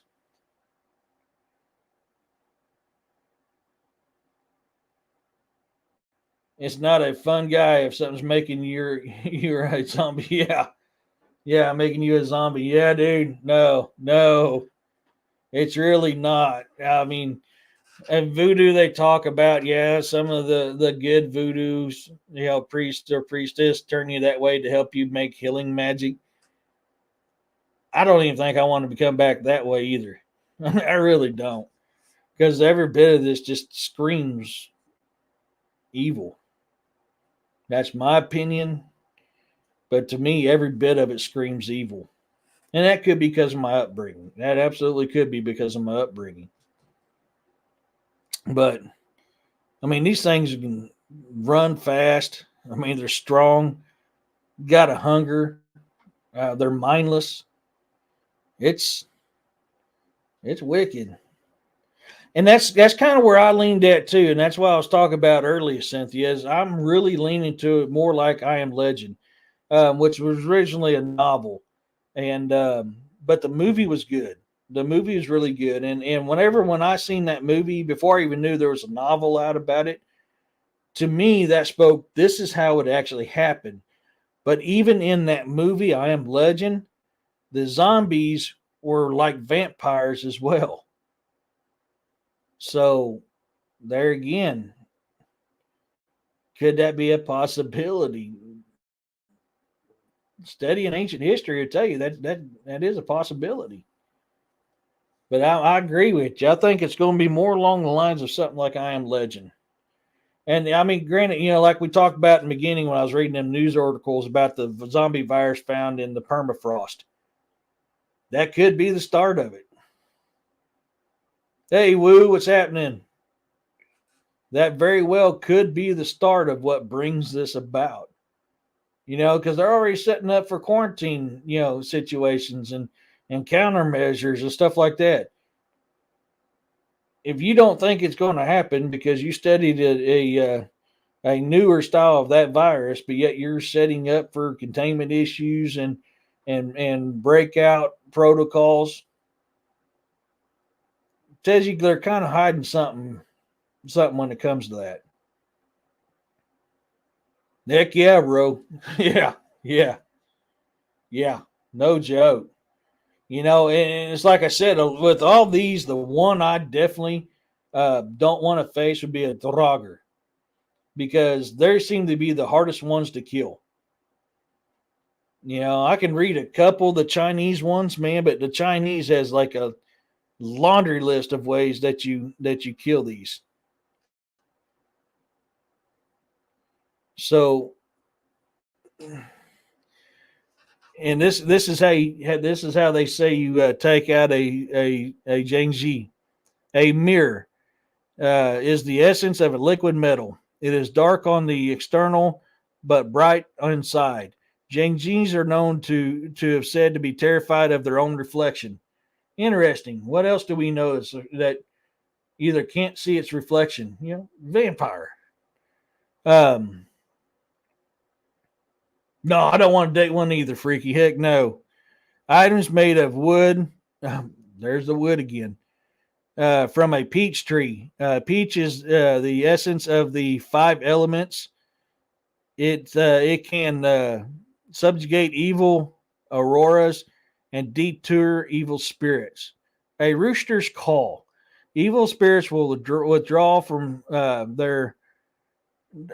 when they hear the rooster's call, because the rooster's call usually occurs with the sunrise. Jujube seeds. Nail 7 jujube seeds in the acupuncture points on the back of the corpse.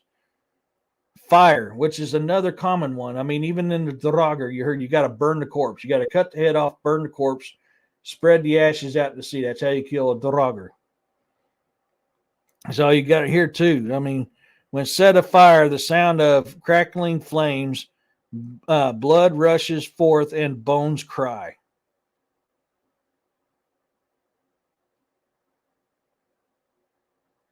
That's no joke. Yeah. I've had enough roosters. I agree with you 100% on that one there, Freaky. My gosh, be sitting there midday and the thing's rowing. Hooves of a black donkey, vinegar, fulu stuck on the forehead to immobilize them while it's firmly stuck on. Holding one's breath, which makes the Jinji able to find them. And which, I mean, there goes right there. I mean, zombies can't hear you. They end up losing interest. How many times have we seen that? In all these movies and cartoons. A Bagu sign, which is Chinese symbols. It's a piece of paper set on with Chinese symbols intended to illustrate the nature of reality as being composed of mutuality, opposing forces, reinforcing one another. That's what a Bagu is. I Ching or Ye Ching, translated book of changes of classic or the Classic of Changes, is an ancient Chinese diversion text that is among the oldest of the Chinese classics.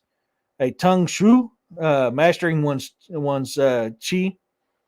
A glutinous rice, that sticky rice. That's what they're talking about. Is that sticky rice? What would y'all do if your special someone turned into a zombie?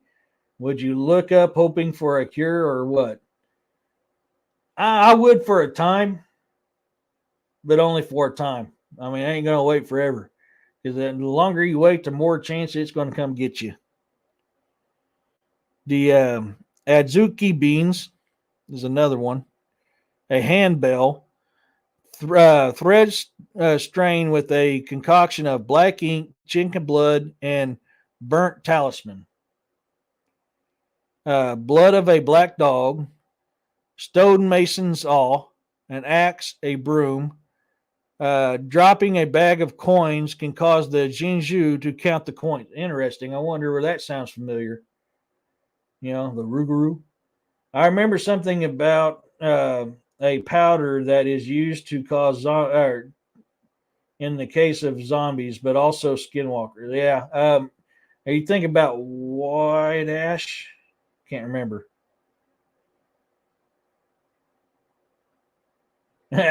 Set up a chessboard.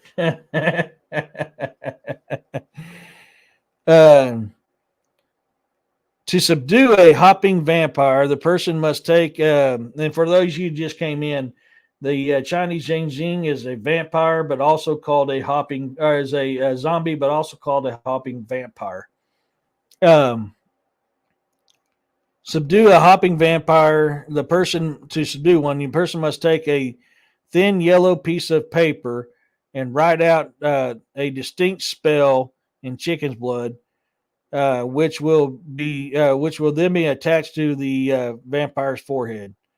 A person defending themselves against a hopping vampire or zombie can use a 8-sided mirror called a Baku mirror, which is often used in Feng Shui. The mirror's purpose is to reflect light, which in turn scares the creature away.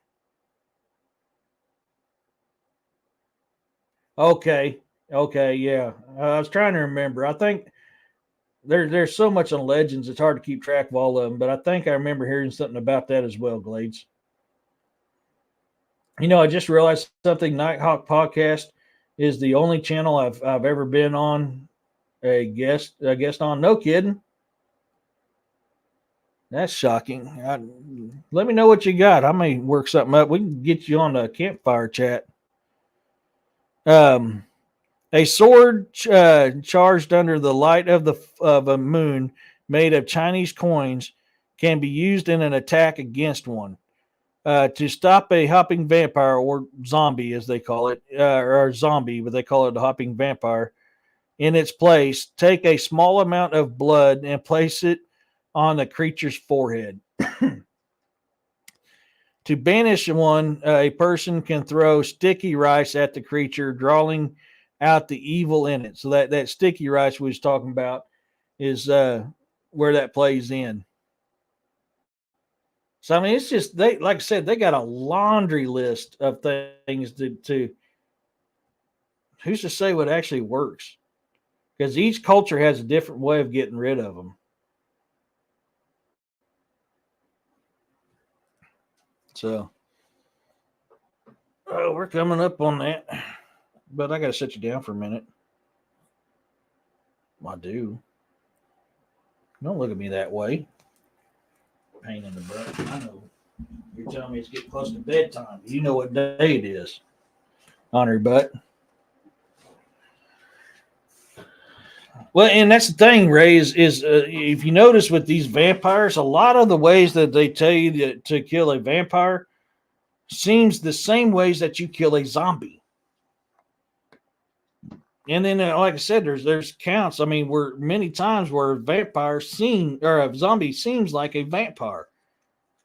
There's got to be some kind of connection there. And that's why I posed that question earlier. Is a zombie a type of vampire?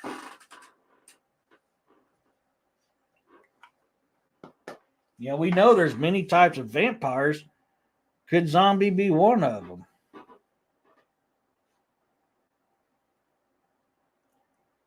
First they steak, now rice. Yeah. Don't play with the food.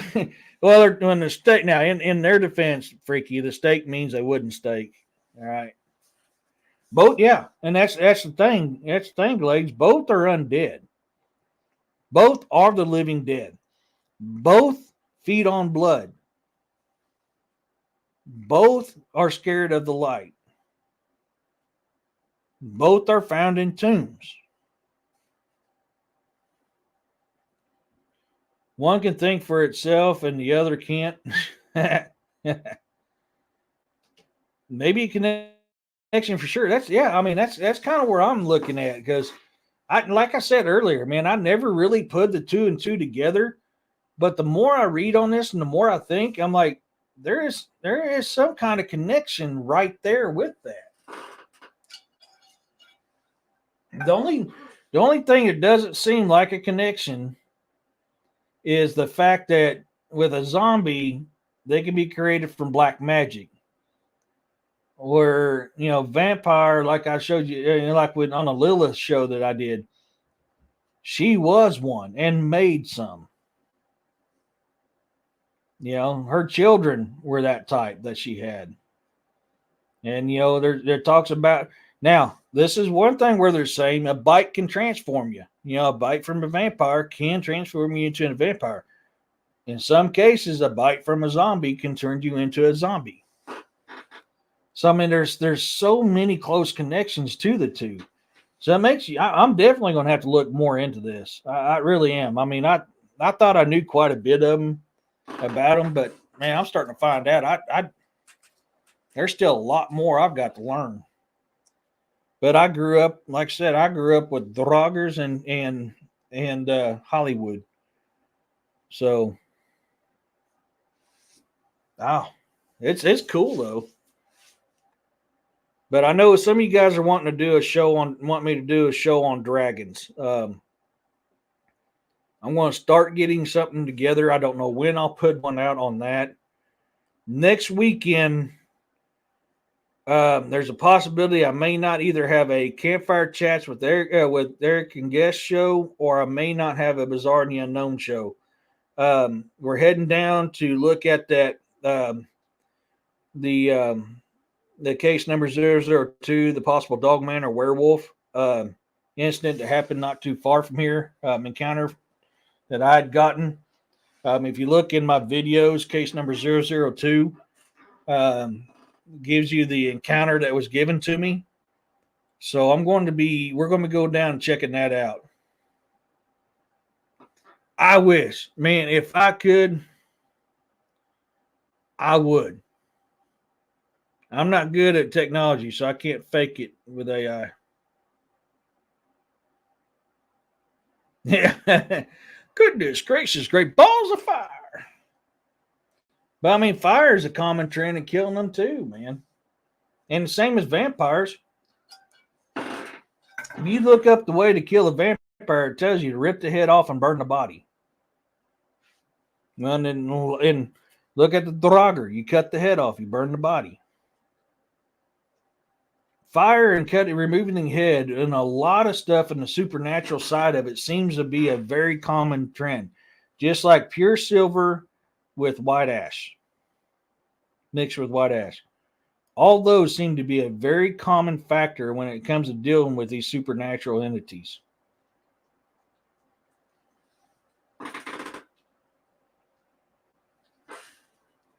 So there's got to be something to it. Because now I'll tell you, I'm confused. Do I bash the thing in the head to kill it, or I got to cut its head off? You know, I think Hollywood might be wrong on this one again. Then again, you know, like in the book that I'm working on, Reign of the Draugr, book 1, beginning of Armageddon. In that one, you know, the way to kill what I call a true Draugr is cut the head off, burn the body. But the lesser Draugr is you can bash them in the head and kill them. I kind of put those two aspects in that book as I was writing it. But I got to put the research into the books too, so that's why I had to put. I made 2 different type in that book. And could that be reality? That's real. Reason why I wrote it that way is that's a possibility of how it could be. You know, just like with vampires, you got a true vampire and you got a lesser vampire. All of it's possible. So I'm going to be getting things together. Before the show, I was with my friend. Still not sure if we're going to go live. We're talking about trying to go live. I may have to do it a different day than my regular schedule, so it won't be a regular scheduled The Bizarre and the Unknown, or I'm going to have to pre-record and release it at a certain time. I'm not sure yet how we're going to do it. Oops, hit the wrong button. But that is in the works. There we go. If you guys haven't already, hit that like, subscribe, and share button. Let's build this Bizarre and the Unknown universe. You know, when I last checked, I had 184 followers. You guys are awesome.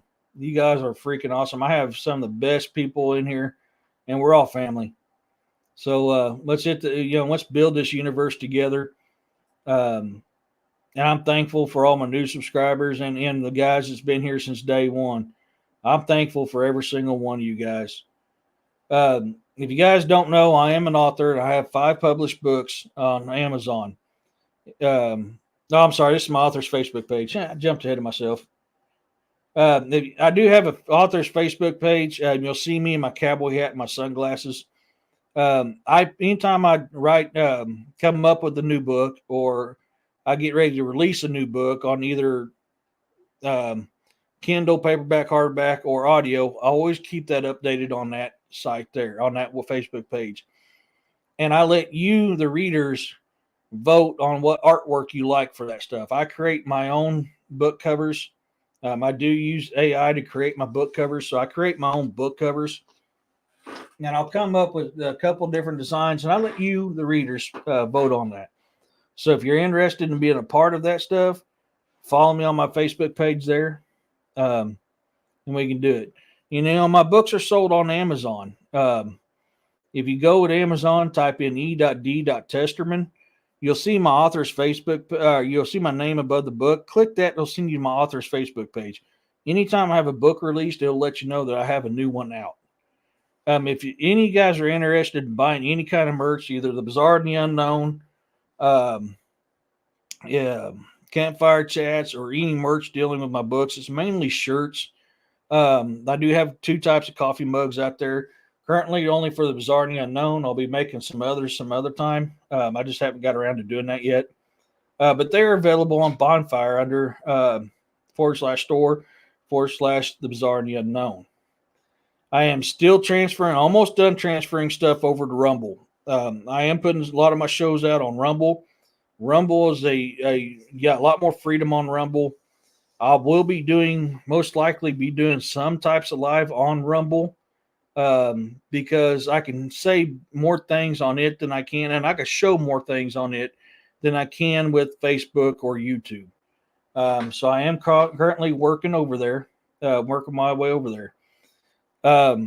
If you want to donate to the channel to help it out, I can't do super stickers and stuff like that, but I have a buy me a coffee at .com/Bizarre and the Unknown. I've had somebody donate already. It doesn't tell me exactly who it was, so I can't say, hey, thank you for that, like you can with the super stickers. But whoever it was, thank you very much. I appreciate you. Yes, but I ain't figured out, Freaky. I have not figured out how to do that through StreamYard. So I may have to go do that directly through Rumble until I can figure out how to get the proper codes to be able to start posting from StreamYard onto Rumble. So I'm not really jumping straight into doing lives on that yet because I'm really trying to figure out how I can do that first. But push comes to shove. Most likely a lot of my political views on what's happening, the things that I see going on behind the scenes, I'll put on Rumble because I can't do it on here. That'll get me banned quick if I put it on here. And that'll probably be what I'm doing on there. If you guys have got encounters you want me to do a video on, or you just want to kind of ask me some questions, if you're not friends with me on the Facebook, to ask me questions, you can also email them here, the same as your encounters. I'll do a video if you want me to do a video about your encounters, like I did with Corey and Rachel and Juno, and the report I got on the possible dogman or werewolf close to me. You can email them to cryptidandmythological@gmail.com. If you want to be anonymous, I will keep you anonymous. I'm very big about doing that. Every Saturday, I have a show that you, the viewers, have created, and it's called Campfire Chats with Eric and Guest. This is a safe place that you can come on, and this is not formal. This is just like we're all sitting around a campfire telling stories. And this is what this show, the Campfire Chats with Eric and Guest show is. And this is, like I said, this was a show created by you, the viewers. This is your show. If you want to come on, I'll send you a link. You can share your encounters live, or if you just want to talk about it in chat, we'll keep it in chat. But that's a place you can go to do that. And I want to create a safe place for you guys to share your encounters. Hearing it from the person himself versus me, in my opinion, is far better. But if you want to be anonymous, I respect that. And you can email it to me, and I'll make a video on it.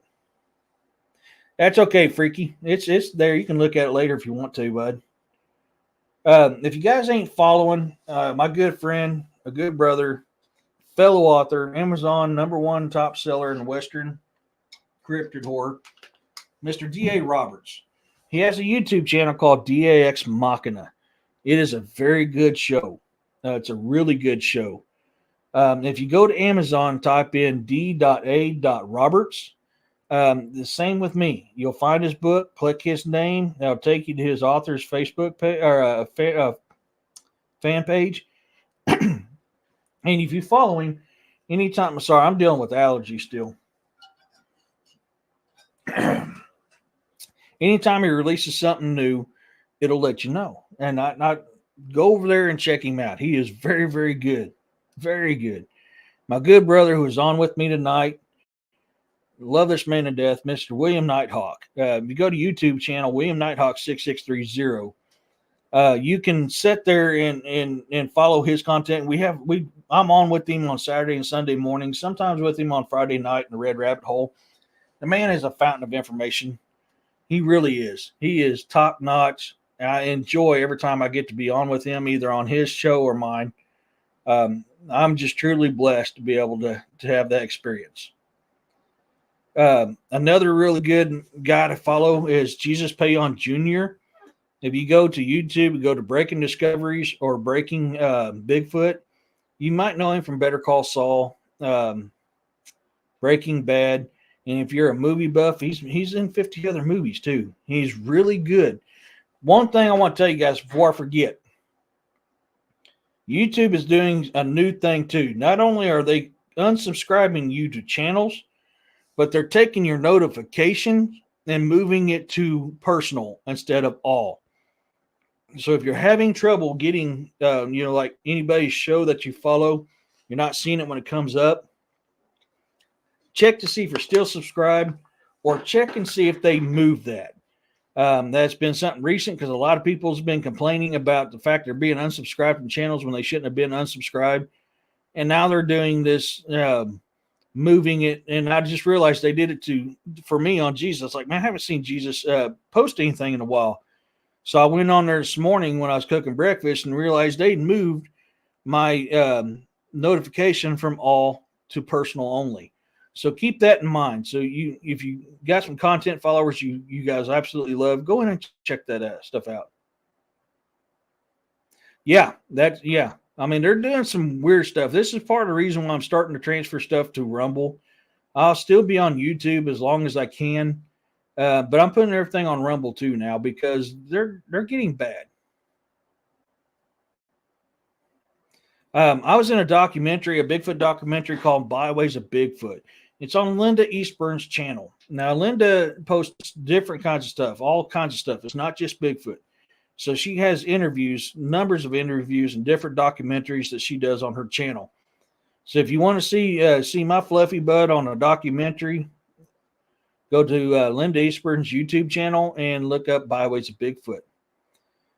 Another co-host on DX Machina is Robbie Rip Rains. Him and Johnny do awesome recordings on different kinds of stuff. He calls it DX Machina Light. Really, really good to go in and watch. So if you go into YouTube with what's really out there and listen to Robbie and Johnny talk about some stuff. A lot of them are like 30, 40-minute ones. Some of them are longer. So, I mean, he's got whatever you need available on his channel. Another good one was in the chat earlier is Jessica Jones herself, the Cryptid Huntress. If you go to YouTube and type in the Cryptid Huntress, you'll get to see her on there. She is very good. She's a very good researcher, very good investigator. I've been on with her a couple times. I've had her on my show once. Very, very good. That's another one that I like to follow a lot as well. And that's, those are people I don't like to recommend unless I really like the person, what they put out. So if I'm putting them out there, it's because I really like them, what they put out. I wish. I wish. I need that right now too, Freaky. So in closing, I created this poem. I was going to alter it, but I've kind of stuck with it because I kind of like how it is. And I do this at the end of the Bizarre and the Unknown show. And it goes like this. There comes a time when a warrior falls. They leave this realm and will be missed by all. Raise a glass and keep them in your heart.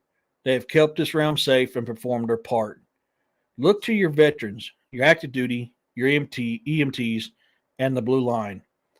What they do or have done was walk that fine line. When the demon comes calling on your soul, they will be there to save us all. Hold them in your prayers, for they are deserving. They all have served or are serving. You guys, thank you so much for joining me tonight. This was a very fun topic. I had a great time. Probably going to have to do a part 2. We'll see how things go and what I can find. So until the next time, y'all, peace, love, and blessings. God bless you all, and be safe out there.